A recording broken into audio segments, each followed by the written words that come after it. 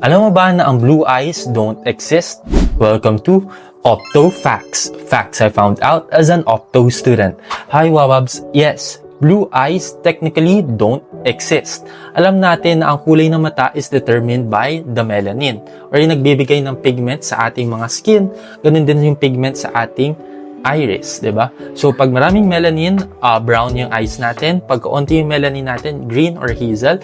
And kung walang halos na melanin, dito na makikita yung blue eyes. So, pag may blue eyes tayo, wala kang blue pigment. And ang nangyayari ay similar sa relay scattering or the scattering of light.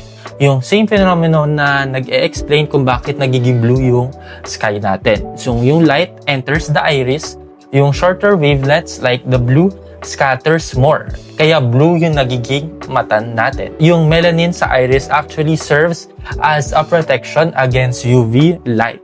So yung mga tao na may blue or light-colored eyes, they have less melanin, meaning less natural UV protection yung meron sila. So higher risk sila for UV-related eye conditions. So, important sa kanila na mag-wear sila ng sunglasses kapag lumalabas since mas lesser yung melanin na meron sa kanilang mga mata. So, that's it for Opto Fact.